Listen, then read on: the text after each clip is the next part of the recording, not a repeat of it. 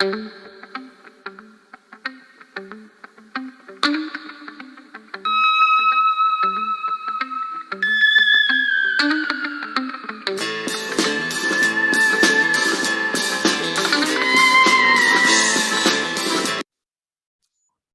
welcome to Straight Shooting News and our second episode of the Political Pendulum. It's called They Sold Out to Fight Another Day. And what do we got to look forward to in our future? So, in our new show, we talk about the pendulum, the political pendulum, and what it does to this. The political pendulum swings with hypnotic effect, left to right, right to left, left to right, again and again, until freedom and liberty is eroded away.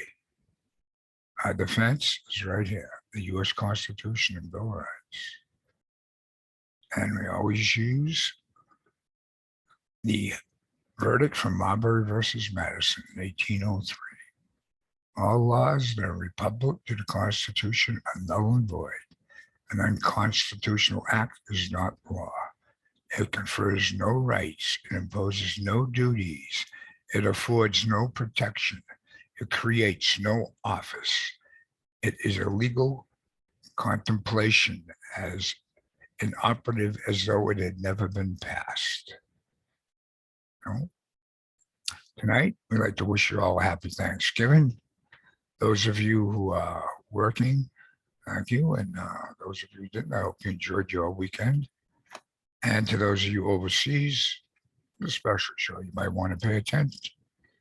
We thank you for your service, but there's something more you need to pay attention to. And we hope to bring that to light to you tonight. So, with that being said, we are coming to you from the Merrimack Valley in Massachusetts, where the shot heard around the world was fired. And a revolution began relating to how man would be ruled or no longer ruled by kings, queens, dictators, emperors, or czars in a tyrannical fashion. The human race had a new guidelines, self-rule by the people. So here we have no time for carnival barkers taking advantage of the street talkers. And they keep howling at the moon, getting a lot of false information out there. And at a time we should be uniting, taking care of business. There's way too much at stake. So all everything tonight will be used under the fair use laws. So tonight, I urge you all to listen closely as we take a deep dive into history.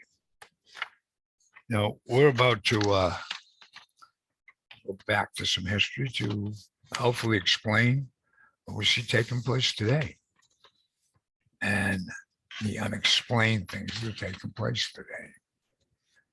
You know, you sit there and you wonder, like, none of this makes any sense. Why are things happening that are happening?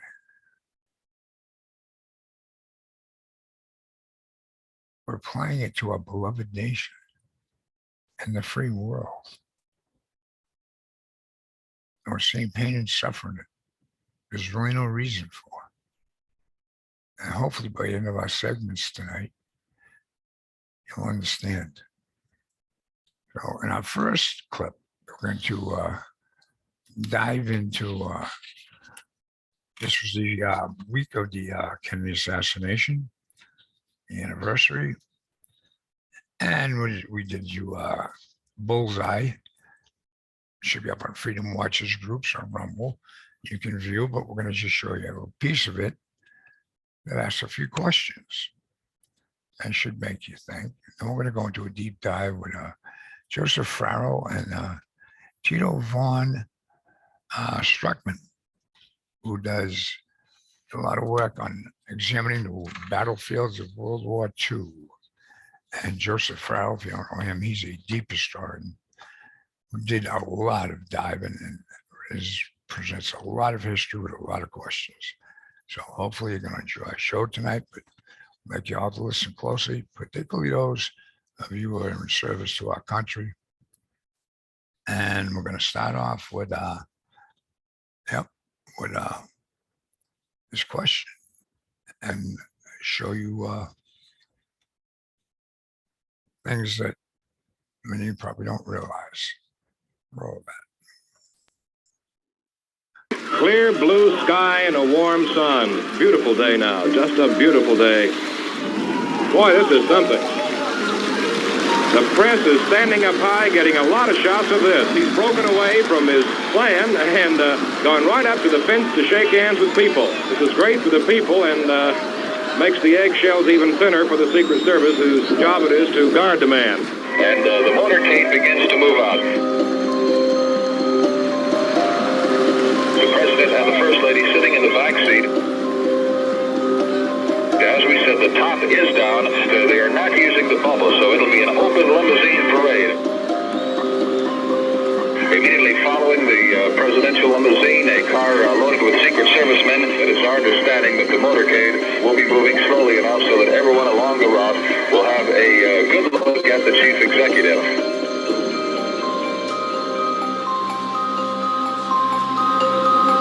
As he stands and orders the agents running at the rear of the president's car away. Watch the confusion inside the follow-up car that results.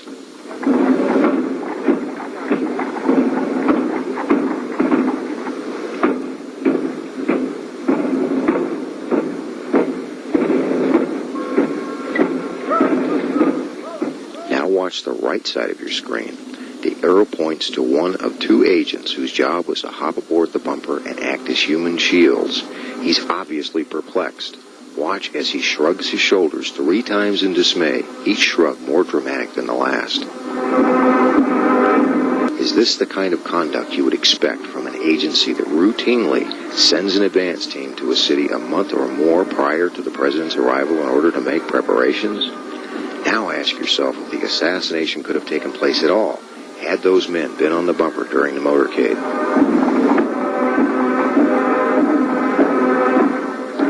This is the rear of the presidential limousine. The back bumper is specially designed with a platform on both the right and left sides. There are also handrails on both sides of the trunk. This is where the agent should have been to provide the president even minimal security. But I have to ask you, since this guy saw and maintains there was all sorts of Siemens equipment in this installation, was there any clue given as to what the installation was for? There is that. Two things that stands out. Well, you have to remember, there's a lot of people that testify to having seen what they describe as an underground city. Right. You have the Robert Allen, who's a colonel, who wrote in his book in 1947, an American book, which is different, but the German wouldn't be allowed to write this. He did, that he saw an underground city, spokes of a wheel, enormous facility, everything ready, done, bathrooms, men, women, officers' clubs, enlisted clubs. The electrician said he saw underground streets where there was rows of tanks lined up, which means this was beyond large. And if you then take to the fact, I don't think it's big secret now that we found that Deepna had a nuclear reactor in Stadium, 10 clicks from Jonastal, where he had the reactor just like at Gotov, resembling the same as Heisenberg had in Heigelok. No electricity, but it was right there in the ground, heightened radiation. They filled it up, but it was there in an old school building. So if he was doing research there, and him and Schumann was Herrens Waffesamt, they were looking to build a bomb. Well, they're not going to build it in a small school building in Stadium. No. So where did they build it? They must have built it in some underground facility in the proving grounds where they could test the damn thing. And we're not looking at a Hiroshima-sized bomb. We're looking at a smaller tactical weaponry. And given what was Schumann's training, is... I have to wonder if they were constructing these bombs in these tunnel facilities, if they weren't playing around with some version of the Eisenhower administration atomic light business. I think they were working on making smaller nuclear weapons underneath, but had nowhere to deliver them. and knowing that the only place that could make a difference in the war effort at that point where they were actually done would be maybe Moscow and New York. Bombing London was bombed, used to being bombed. Berlin, Paris would make much difference. But you have millions of Russians from one side, millions of Americans and Brits from the other side. Who are you going to bomb? I mean, where are you going to drop the bomb? Even if you have them in 45, where are you going to drop them that would make a difference? Nowhere. You still lost. But the number, even if you have 20 of them, it wouldn't make a difference. What you do is you piss off the Allies to the point where they definitely wouldn't do a deal, and now you're looking at survival. And for the SS, linked to business, the key objective at this point would be survive. Let's survive. Let's make money. Let the ideology survive. Let's do a deal. And they did a deal. Yeah, I think so too. I've always thought that by that point, the nuclear program is deal-making leverage more than anything else. They weren't stupid. They knew the war was lost militarily. Yeah. I mean, if Bormann knew in 44, the SS knew. Even if no one would admit it on paper, they all knew that the small guys in the trenches were still hoping and holding out. But everyone in charge and running the money and the business, they knew. So the only thing to do is to do a business with the most likely allies after the war. They were thinking way ahead because that's what they always did. So it makes absolutely sense that those huge facilities, and part of it might have been a Hitler's headquarters, but there was something else. The cover story was the Führer's headquarters. Kammler didn't have a damn time for do that. He was trying to do something much more important than that. The army moved out of Berlin in February 45, came to the area. There's different locations that were set up for the high command and the people, and they came to Kammler to the tunnels that weren't done, of the ones we know of. Said, well, where do we go? And he said, basically, I don't know. I don't care. What I am doing is far more important than the German Army High Command. And that's what he told them.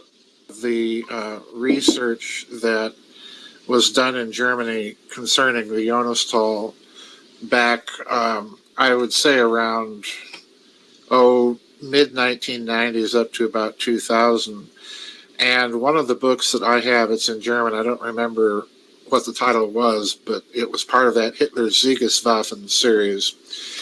And they mentioned that General Patton's Third Army had imposed a curfew in and around the Dreiecks area, Arnstadt, Ohrdruf, and so on, and that some of the German civilian population noticed these big American lorries pulling in, and they pulled something out, a flatbed, they pulled something out under a tarp, and supposedly it was one of these bombs.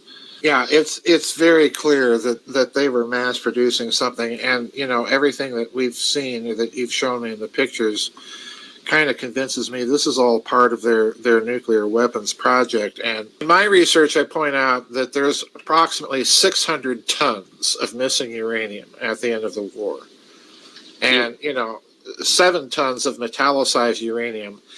If you're metallicizing uranium, this is another key point for people to latch onto. If you're metallicizing uranium, that means you're at the final stages of weapons grade material. There's no other reason to metallicize it other than for use in weapons of that nature. So again, this is a massive effort. This is not the little bumbling laboratory thing that we've been taught in the Allied legend. Not at all. You can tell the story about Patton's Third Army and its march from literally one secret location to the other. Yes, yeah.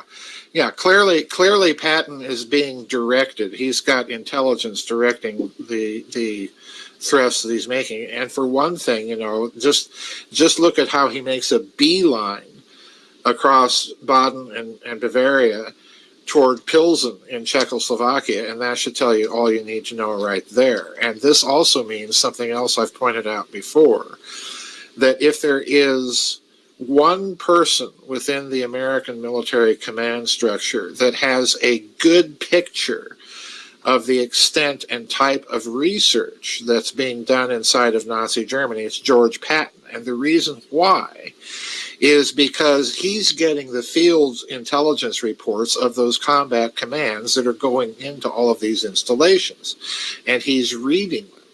So I suspect that this is the real reason that Patton was offed after the war. Yeah.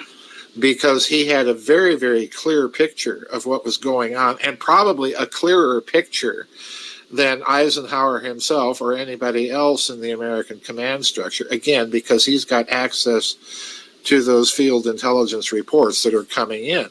Forget that Eisenhower and Patton was the first and only concentration or labor camp they visited was the one in Waldorf by the S3 Unstag. Yes. And a huge report was written.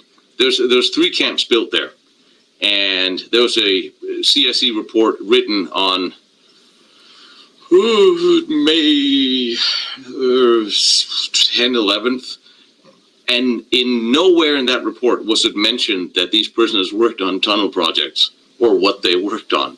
Mm-hmm.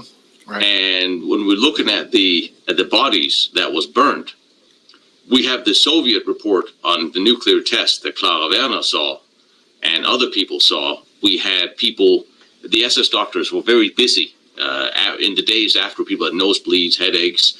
There was a pressure wave. All the signatures there, and a lot of dead people and a lot of bodies and wounded and sick that were, when they were even prisoners, that was all burned. Some of them were buried and dug up later and then burned. And some of the bodies that Eisenhower and Patton saw is very likely to have been those burnt bodies. So were they dug up and burnt in order to hide evidence? I think that's one possibility. The other possibility may have been that they were highly radioactive. And, this is another way to dispose of that problem. So, All right. Now, World War II nuclearized the world. A lot of problems you see today are with nuclear weapons. So hopefully we didn't throw you off there. And is there a connection between what happened at the end of World War II and the assassination of JFK?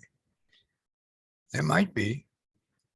If you listen close enough, you heard how Tito was saying how the SS was linked to businesses. He also said that they were working on more important things while the average soldier in the trenches was fighting. They were fighting for their country. So the question is, what did JFK know? Did he know anything about what was taking place? Things that maybe possibly the CIA didn't want released? And what did General Patton know that was so important and it had to be covered up to the point that he had to be murdered at the end of World War II? Another question. Why was General Eisenhower spared? But most important in that clip was the history and how it now shows that the German SS knew that war was lost. And they used their nuclear project as leverage to sell out a nation. And they looked for a nation that would allow the tyrannical philosophy to carry on and live on to fight another day, as we said in our title. For those of you who may not completely understand the meaning of that clip, we're going to follow up with a clip we played before called Operation Paperclip. And then following that, we're going to give you another clip with President Eisenhower's daughter explaining her father's feelings that he had when he was going from general to president. So stay with us, and we're going to have a lot of questions at the end of the show that might help answer some of your questions. Let's roll this clip on Operation Paperclip. Nazi scientists, some of them tied to war crimes, including horrific concentration camp experiments, brought to the U.S. in a secret program to advance American security interests, during the Cold War. It sounds like the plot of a film drama, but it actually happened, and on a large scale. The story is told in the new book, Operation Paperclip. Author and journalist Annie Jacobson joins us now. Welcome to you. Thank you. So these were top scientists in the German war effort, sought out by the U.S. military as the war was coming to an end. That's right. These were Hitler's top weapons makers, and Operation Paperclip became a classified military program to bring them to the United States. It also had a public face, so there was, on the one hand, the truth about the program kept secret, and on the other hand, the idea that we'll tell the public that these are the good Germans. The good Germans, but they were dedicated Nazis, the ones you write about. We should say there are many, 1,600 in all, right? Yes. You document about 21 of them, dedicated Nazis, some, as I said, involved in horrific stuff. What they did was known, right, to the people to the Americans who were seeking them out. Certainly to the American military intelligence officers who were interviewing them. The idea that they were involved in war crimes was really necessary to be kept secret, and that's exactly what happened. And so in the book, I think I unveil a lot of the truth about this program that has remained clouded for decades. So give us an example of one of the figures that intrigued you. Well, I think one of the worst case scenarios was that the United States military made the decision to bring Walter Schreiber. This was Major General Dr. Walter Schreiber, the Surgeon General of the Third Reich. He wound up at a military facility in Texas. And doing what? Well, during the war, Dr. Schreiber had been involved in the vaccine program for the Reich, which sounds like a nice program, but it was actually a program to work on protecting German soldiers from these biological weapons that were also being manufactured. So he was involved in war crimes and concentration camps. He became a prisoner of the Soviets and then defected to the United States. We saw him as someone who we absolutely wanted here for his knowledge. So in the United States, it still remains unknown what exactly he did, only that he worked for the U.S. Air Force in Texas. You know, this becomes, of course, a story of practical versus ethical choices, right? Decisions made whether to look the other way or forget about the past in order to advance and gain advantage over the Soviets, it should be said, during the Cold War. Absolutely. I mean, the Cold War got hot very quickly, and the Soviet threat was this foreboding menace. And the idea was, certainly at the Pentagon and among the Joint Chiefs of Staff who were really running this program, was if we don't get these Nazi scientists, surely the Soviets will. Was there much debate at the time about the ethics of it? Absolutely, there was a debate, and I think that's what makes the narrative so compelling, because you have some people, including high-ranking generals at the Pentagon, who are loath to work with Hitler's former scientists. And you have others who say, this must be done, and it will be done. You said we don't really know much about the case of Walter Schreiber, what he did. Some of them we do know, right? And the very famous cases, most famous, is Wernher von Braun. Yes, he came here. He was the head of our rocket program and brought 114 fellow V2 rocket makers with him. And this program, again, had a very beneficent face. Only now do we know the facts are very different about what those scientists were involved in at the end of the war in what was called the Nordhausen slave labor factory. Deep in the tunnels, you had concentration camp prisoners building the V2 rockets. So in a case like that and others where we know that they did accomplish things for the U.S. when they came here, then the question, and you write this, does accomplishment cancel out past crimes? That, I think, is the conundrum of Operation Paperclip. And I hope that people come to their own conclusion about that, because certainly the idea that you would excuse some of this horrific behavior during the war becomes, that big moral question. And what happened to these guys in the end? A number of them just lived out their days quite well here in the U.S. You know, the obituary for Dr. Theodore Benziger in the New York Times, I think, kind of sums it up. He died in 1999, and the New York Times lauds him as a good German scientist who's dedicated his life to the U.S. military. It leaves out the fact that he worked with Himmler very closely during the war and was actually on the original list of Nuremberg war crimes trials. And yet, he was released into U.S. custody and came to the United States. So this idea that you can just whitewash someone's past, I think, is important to look into and to investigate so that that truth can be reconciled. All right, it's a fascinating story. Operation Paperclip, the secret intelligence program that brought Nazi scientists to America. Annie Jacobson, thanks so much. So after watching that, are you still asking what this may have to do with what's taking place today? The Surgeon General of the Third Reich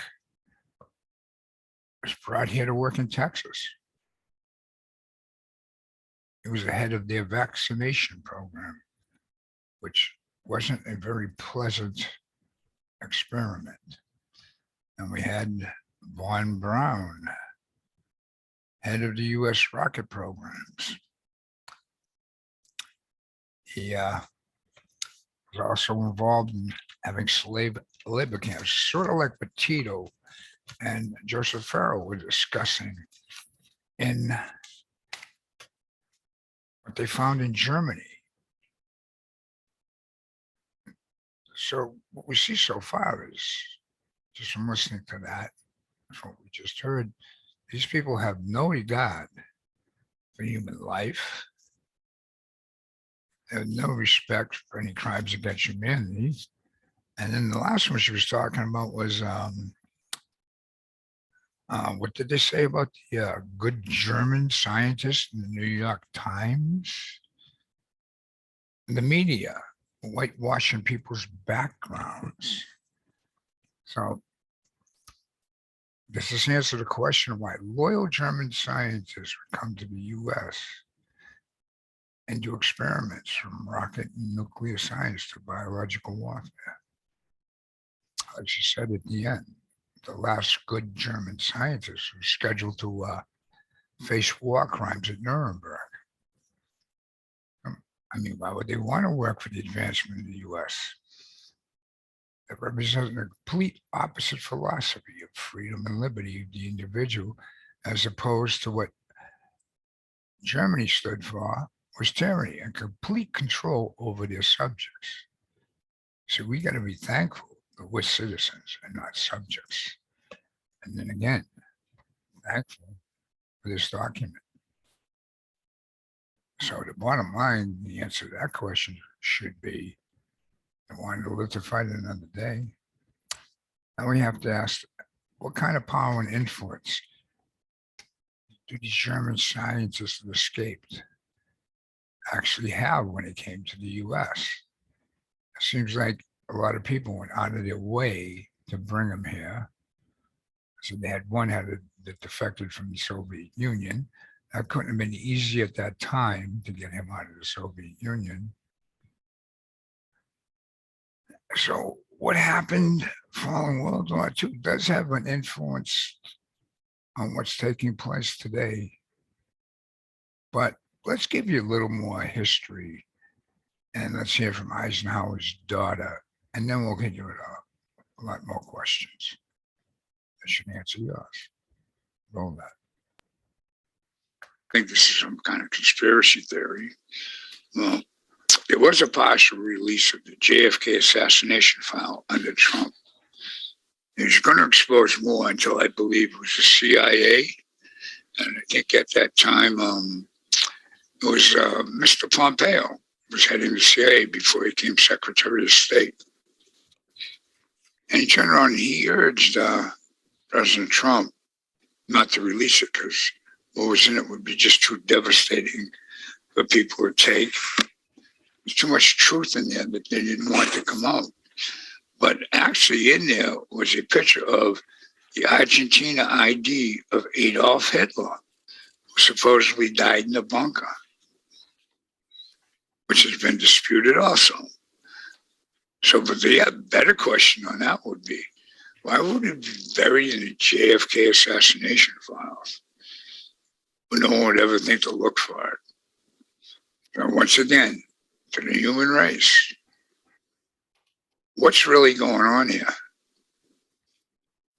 What is really going on here? So now we're going to hear a clip from Susan Eisenhower, President Eisenhower's daughter. President Eisenhower, for those of you who don't know, cautioned about the military-industrial complex, about how something wasn't right about how he felt about his former military comrades. So let's hear what she has to say. Crisis, I think, is deeply unsettling. If anyone is interested in my views, I post regularly at www.susaneisenhower.com, and I do have a piece on the nuclear threat this week because, I mean, we're all losing sleep over it. And Ted Postal, thank you for reminding me. I'm taking notes here, but I had forgotten about this situational awareness problem, which is really deeply disturbing. So do I have any comments on the military-industrial complex? Well, not exactly in this, but while I'm promoting myself here, I wrote a book called How Ike Led, the principles behind Eisenhower's biggest decisions. And I think there's a lot in that book about why he wrote that section in his farewell address and the problems he was having with his own, military, people who were his comrades during World War II, over things like the missile gap and the bomber gap and the missile gap. And then, of course, how that played out as we went into the presidential election of 1960. Anyway, I think this is a persistent problem and I know many military people who recognize that it's a problem. What role they play in this particular crisis, I don't know. But I will say that I'm alarmed that we're not hearing a variety of voices in our news media, because this is a really complex issue. And I've had people ask me to be on their television programs, and I'm simply not going to do something like this in 2 minutes or 3 minutes. I mean, I spent 27 years of my career, following all of these events, and it's just too complex to sum it up in 2 words, except that we've got to be extremely careful, especially around this nuclear issue. If we can get through that, we can get through a lot. So thank you for the opportunity to be here. Yeah, well, thank you for those observations, Susan. I think your father deserves great applause. I think he's the last president who stood up to the military and was able to call a bluff. Everyone else seems to capitulate very quickly. The next step. If I could just add one thing, and this is where it all gets tricky, is that he really was not a politician. And that's the point I make in my book. He was a military man who spent 8 years in the White House. And after he retired, President Kennedy said, "Is there anything I can do for you?" And he says, "Yes, I'd like to be called General Eisenhower from now on." We haven't had a bipartisan president quite like that since then. So what we've got to do is on this issue is be very careful that it doesn't get politicized going into 2 very big electoral moments at the end of this year. And of course, 2 years after that. Yes. Well, my remembrance, Susan, is that at one time, your father was courted by both Democrats and Republicans who wanted them to be their presidential nominee. That's quite a phenomenon. We haven't got close to that in a long time. Well, if I could just add to that, he writes in his diary after he's had visits from both Democrats and Republicans, and he said after what he heard them say, all it makes him want to do is dive under his desk. Oh, well, anyway, thank you for this opportunity. Okay, now it's time to take a deeper dive. But that was from a previous show we did. This was, I think, at the beginning of the year. She was talking about elections and how important they were. And just want to give you an added note. I think just in about 2 weeks, it'll be President Biden's decision on whether to release what remains of the JFK files. So stay tuned for that. And she was right. is a very, very complex issue.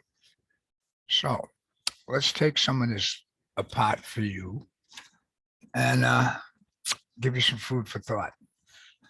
So we have many questions.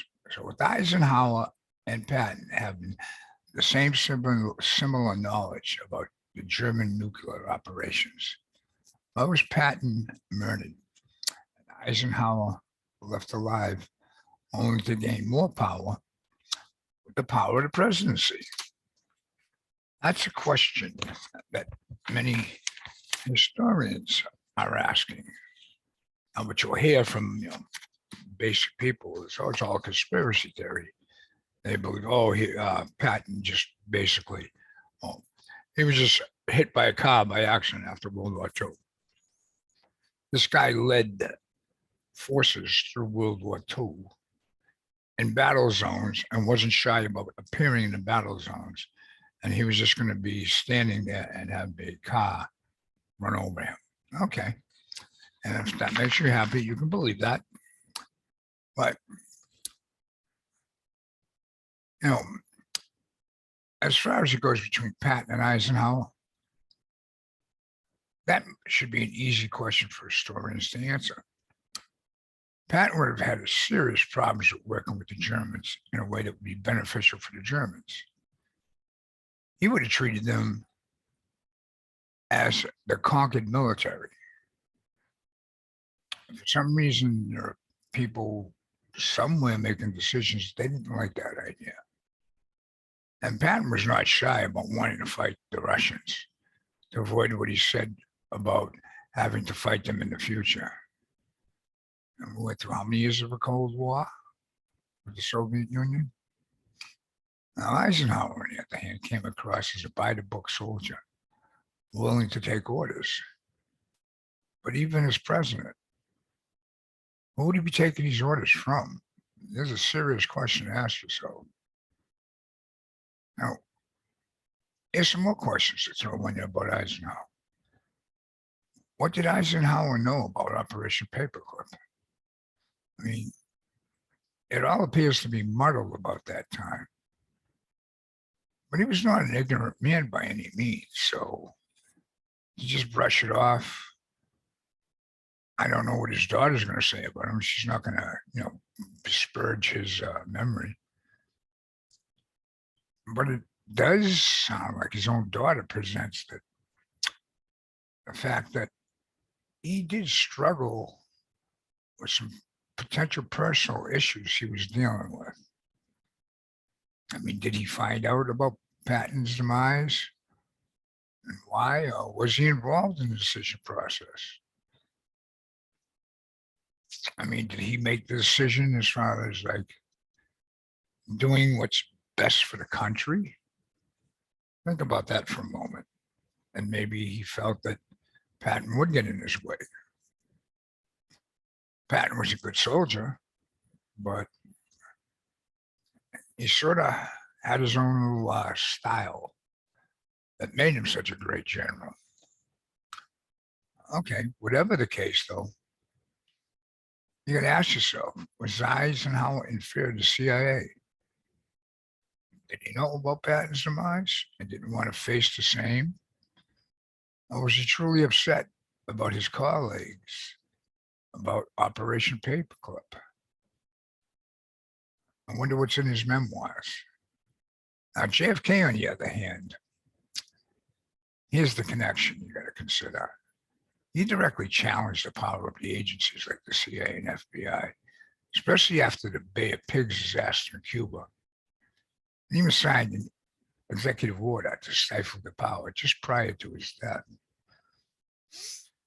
That leads to another question when it comes to President Trump and his concerns about releasing all the information in the JFK file, claiming it would devastate the country if he did. What could he be covering up? I mean, he lost a good friend and ally in Judge Napolitano, who's been waiting to hear this information, and he was very disappointed with Trump, and even called to complain of the fact that the people needed to know about what happened to JFK.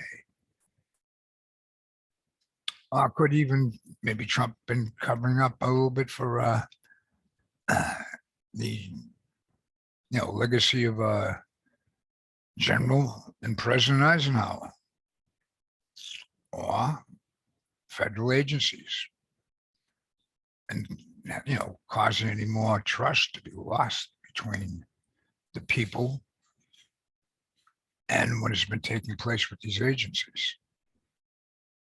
Most important questions are for our future would be is today's U.S. government, high military officials and law enforcement, and security agencies. For some reason, anybody's been paying close attention and not just following the party lines, they seem to be compromised in some way and are doing things completely contradictory to this, the Constitution that they all swore to uphold. So what is happening today? Now we have even more questions. After listening to what the German SS did near the end of the war, knowing the war was lost, like Tito said, they weren't stupid people. So they decided to cut a deal with the enemy. Could the same thing be happening here to we the people? And you in the USA and the free world. Let's ponder on that for a moment. But last but not least, let's hit you with these questions. We ponder on that thought of what's happening in our country with all the events that are unfolding. We're going to show you the events that are unfolding that don't make any sense when you pertain them to our country and our Constitution, or what's happening in the free world. So, are the U.S. leaders and leaders across the world selling us out? And could they be selling us out because they believe the free spirit of people with freedom and liberty has been defeated to the point they have no faith that we will even have the will to fight for our freedoms? Are they just totally compromised for money and revenue? Those German scientists who came here lived a pretty good life. So when you go back to the first set of clips about how the German soldiers are on the front line still fighting for the country and blindly taking orders, while the people in charge are cutting a deal for themselves and their political philosophy, that's not that far-fetched of a question to be asking ourselves. Many of the deal makers lived while their loyal soldiers were sacrificed. So let's go back to why the shot heard around the world was fight at the Concord Bridge, and how it began a revolution against tyranny that would change the world and gave birth to new guidelines on how the human race should allow itself to be ruled or not be ruled by tyrannical kings, queens, dictators, emperors, and czars. Ever since, and we've mentioned this in a few of our shows, ever since the day the U.S. was founded, and forces working against it, tyrannical forces, to take down what our founders wrought for us. And although Thanksgiving goes back further than the birth of our nation, this is why we have a lot to be thankful for. And this is why there are people sacrificing being with their families overseas, the online soldiers, the everyday policemen that are taking care of your neighborhoods. But the problem seems to go further up than that. It seems to be on the federal level and the hierarchy in the federal level. What are their plans? So the founders, You got to ask this question too. Did they foresee all this coming? And could it be the reason why they enshrined in the U.S. Bill of Rights our inalienable rights, being necessary to the security of a free state? The right of the people to keep and bear arms shall not be infringed. Now, in the next segment, we're going to dig a little deeper and expose the concerns we're talking about and we all face if we want to preserve our freedom and liberty. And keep in mind, as the political pendulum swings with the hypnotic effect from left to right, right to left, and left to right again and again, until freedom and liberty is completely eroded away. With that, we'll conclude segment 1, and hope you enjoyed it, and we left you with some food for thought. And we'll see you in segment 2.